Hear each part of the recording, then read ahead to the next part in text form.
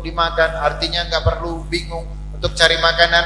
Kata Nabi Muhammad SAW, itu dunia dan seisinya nggak ada artinya lagi buat kita. Kenapa? Allah sudah berikan semuanya buat kita, dan kita nggak ngerasain bagaimana susahnya Nabi Muhammad. Kita nggak ngerasain bagaimana pengorbanannya Nabi Muhammad, bagaimana beliau dalam membawa agama ini, dalam mengemban agama ini. Nabi dakwah secara sembunyi-sembunyi. Kemudian diperintahkan oleh Allah Subhanahu wa taala, fasda bima tu'mar wa arid 'anil musyrikin. Nabi diperintahkan untuk dakwah secara terang-terangan. Bagaimana kaum kafir Quraisy bersemangat mereka untuk membunuh Nabi Muhammad, mengganggu dakwah Nabi Muhammad. Akan tetapi Nabi SAW tidak serta-merta kalah dari mereka, para pembesar-pembesar Quraisy. Tapi Nabi SAW tetap mengorbankan hartanya, nyawanya, dirinya untuk berlangsungnya agama Islam yang diperintahkan kepada beliau SAW. Sehingga di balik hijrah tersebut ada deraian air mata, ada pengorbanan. Ada pengorbanan di dalam nyawa, ada di dalam harta, yang mana disebutkan pelajaran dalam langkah perjuangannya baginda Nabi Muhammad SAW sampai kita dapetin agama Islam ini menjadi agama yang sempurna sampai saat ini dengan sebab pengorbanannya seseorang yang dicintai oleh Allah Subhanahu wa taala. Perjalanan dari kota Mekah ke kota Madinah, sampai disebutkan para ulama membagi tentang hikmah dari perjalanan hijrahnya baginda Nabi Muhammad SAW. Itu disebutkan yang pertama adalah pengorbanan yang besar di jalannya Allah Subhanahu wa taala, sehingga Nabi SAW berkorban besar demi melaksanakan hijrah tersebut. Kenapa? Nabi meninggalkan kota kelahirannya, Nabi meninggalkan kota yang paling dicintai oleh baginda Nabi Muhammad SAW. Bahkan disebutkan Nabi ketika Nabi naik di salah satu bukit meninggalkan kota Mekah, Nabi katakan, wallahi innaki la khairu ardillahi wa habu ardillahi ilallahi walaula anni ukhrijtu minki ma kharajtu. Nabi bilang, demi Allah, sesungguhnya engkau sebaik-baiknya bumi Allah dan negeri yang paling dicintai oleh Allah Subhanahu wa taala. Kalau bukan lantaran aku dikeluarkan darimu, artinya dari umatnya baginda Nabi Muhammad yang tidak suka, yang mengusir baginda Nabi Muhammad, niscaya aku tidak akan keluar dari kota Mekah. Lihat bagaimana Nabi SAW sangat cinta kepada kota Mekah tersebut. Bahkan sahabat mendapatkan cobaan ketika hijrahnya tersebut. Ketika mau keluar, sebagian dari sahabat hartanya ditahan, gak boleh keluar bawa harta kecuali bawa pakaian yang ada di badan. Bahkan dikatakan Ummu Salamah ketika mau keluar dari kota Mekah mengikuti hijrahnya Nabi Muhammad, itu Ummu Salamah dipisahkan dengan keluarganya, tidak bertemu dengan suaminya, tidak bertemu dengan anaknya. Bahkan 1 tahun lamanya nanti mereka baru bertemu ketika sampai di kota Madinah. Ketika sampai di kota Madinah barulah mereka bertemu, Ummu Salamah dengan keluarganya. Bahkan Nabi Muhammad sebagai seorang pemimpin yang kita tahu di dalam suatu daerah, dalam suatu negara, dalam suatu daerah, dalam suatu negara, kita dapati akhir-akhir ini ketika mereka terjadi konflik, ketika mereka terjadi perang, yang pertama kali keluar pemimpin dari negara tersebut. Ketika konflik dalam satu negara, satu daerah, yang pertama kali keluar dari tempat tersebut mereka para pemimpinnya. Tapi lihat bagaimana Nabi Muhammad dalam kecintaannya ketika hijrahnya baginda Nabi Muhammad, beliau orang yang paling terakhir meninggalkan kota Mekah. Sahabat pergi disuruh duluan, mereka berbondong-bondong pergi dengan keadaan sembunyi-sembunyi, kecuali Sayyidina Umar bin Khattab. Sayyidina Umar bin Khattab ketika mau keluar dari kota Mekah, dia umumkan kepada sekalian penduduk kota Mekah. Sayyidina Umar bilang, wahai sekalian penduduk kota Mekah, siapa yang kepengen istrinya menjadi janda, anaknya menjadi yatim, maka halangilah perjalanan hijrahku ini. Sayyidina Umar bin Khattab bilang begitu di kota Mekah, nggak ada yang berani menghalangi. Kenapa? Diancam sama Sayyidina Umar, kalau mau istrimu menjadi janda, anakmu menjadi yatim, artinya kau wafat. Kalau mau halangin perjalananku, siap-siap mati, kata Sayyidina Umar.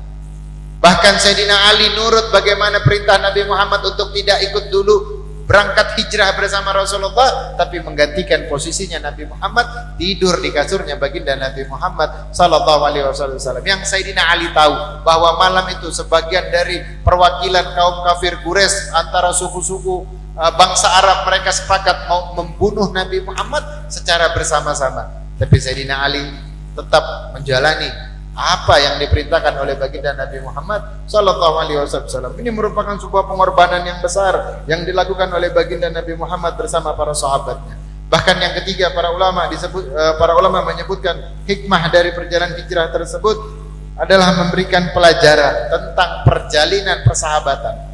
Bagaimana Sayyidina Abu Bakar dengan Rasulullah SAW, kecintaannya sahabat kepada baginda Nabi Muhammad, bahkan kecintaan Sayyidina Abu Bakar disebutkan oleh Allah Subhanahu wa taala. Sebagian ahli tafsir menyebutkan di dalam surah Az-Zumar ayat 33 turun ayat tersebut berkenaan dengan Sayyidina Abu Bakar As-Siddiq. Allah Subhanahu wa taala berfirman, "Walladzi ja'a bisidqin wa sadaqa bihi." Dan orang yang membawa keberkahan siapa? Nabi Muhammad. Dan yang membenarkannya siapa? Sayyidina Abu Bakar As-Siddiq. Lihat bagaimana pengorbanan persahabatan yang mereka sama-sama di dalam hijrah tersebut. Mereka menjadi suri tauladan.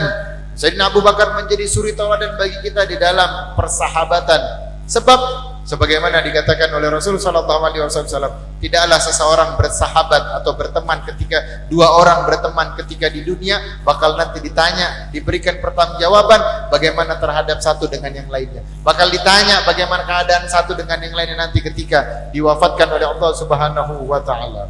Sehingga disebutkan juga pengorbanan Sayyidina Abu Bakar As-Siddiq di dalam membela Rasulullah SAW. Perjalanan 3 hari. Perjalanan Nabi Muhammad SAW itu dengan sangat matang dan luar biasa. Ketika dikejar, Nabi sembunyi dulu di gua Sur, kurang lebih 3 hari. Itu masuk dalam gua, Sayyidina Abu Bakar gak ngizinin Nabi Muhammad masuk, kecuali Sayyidina Abu Bakar As-Siddiq masuk ke dalam. Sayyidina Abu Bakar As-Siddiq masuk ke dalam, dia tutup semua lubang dengan ridanya, dengan kain yang serbannya, sampai ada satu lubang yang tidak tertutup oleh Sayyidina Abu Bakar As-Siddiq.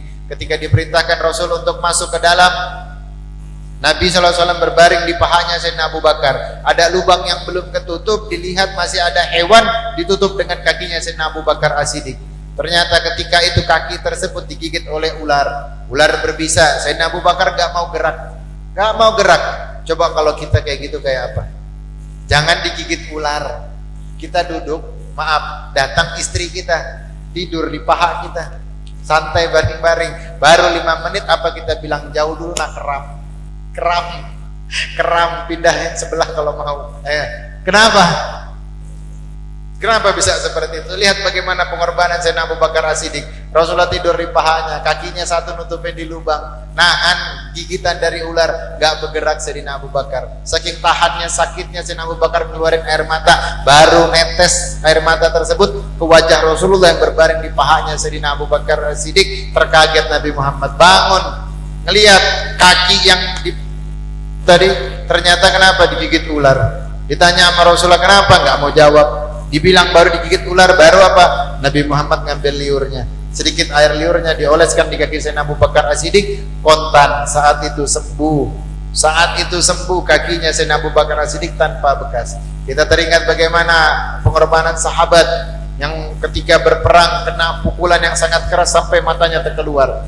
Itu Qatadah datang sama Nabi Muhammad bawa mata yang menggantung di pipinya, terkeluar, ngadu sama Rasulullah, ya Rasulullah, aini, mataku ya Rasulullah. Mata yang tadinya keluar diambil oleh Nabi Muhammad, dimasukkan normal dalam keadaan semula tanpa ada bekas. Sampai para Qatadah sendiri bilang ketika di masa tuanya, mata yang pernah dipegang Nabi Muhammad lebih jelas aku melihatnya daripada mata yang sebelah yang tak pernah dipegang oleh tangan baginda Nabi Muhammad sallallahu alaihi wasallam. Kalau mereka yang punya hubungan mata, tangan dengan Nabi Muhammad, lalu bagaimana mereka yang punya ikatan cinta dengan Nabi Muhammad, mereka yang mengagumi Nabi Muhammad, mereka menjadi pengikutnya Nabi Muhammad, mereka yang berkhidmat kepada Nabi Muhammad, bagaimana kedekatan orang tersebut, bagaimana mulianya mereka dengan baginda Nabi Muhammad sallallahu alaihi wasallam. Maka perbuatan yang berhubungan dengan Nabi Muhammad gak akan pernah habis, gak akan pernah hilang, gak akan pernah mati, gak akan pernah diabaikan, terus bakal kekal abadi selama-lamanya. Kita tahu dahulu kita mungkin orang-orang tua di antara kita di waktu kecil mereka punya satu syair atau dua syair yang di waktu kecil mungkin sekolah, di waktu dinyanyikan dengan orang tuanya mereka hafal. Tapi ketika di masa tuanya itu syair, itu lagu, itu nyanyian sudah hilang. Di masa tuanya dia gak akan ingat. Paling dia ingat satu dua lirik ketika mau diikutin atau diulang di awalnya, baru dia mulai ingat untuk menghafal lagi. Tapi lihat bagaimana syair yang dipakai seluruh penduduk kota Madinah ketika menyambut Nabi Muhammad. Tolak al-badru alaina min saniyatil wada wajaba syukuru alaina. Syair tersebut 1445 tahun yang lalu, 1400 tahun yang lalu sampai sekarang masih kekal. Dari anak-anak sampai orang tua ketika didengarkan itu mereka refleks hafal qasidah tersebut. Kenapa? Dipakai untuk menyambut baginda Nabi Muhammad sallallahu alaihi wasallam. Mudah-mudahan yang sedikit ini menjadikan tambah kecintaan kita kepada Nabi Muhammad. Kalau kita nggak merasakan hijrahnya Nabi Muhammad, yang kita rasakan saat ini hijrah kita yang dari nggak kenal Nabi Muhammad menjadi kenal dengan Nabi Muhammad. Kita yang belum cinta sama Nabi Muhammad menjadi orang yang paling cinta dengan Nabi Muhammad sallallahu alaihi wasallam. Mungkin kurang lebihnya saya minta maaf. Assalamualaikum warahmatullahi wabarakatuh.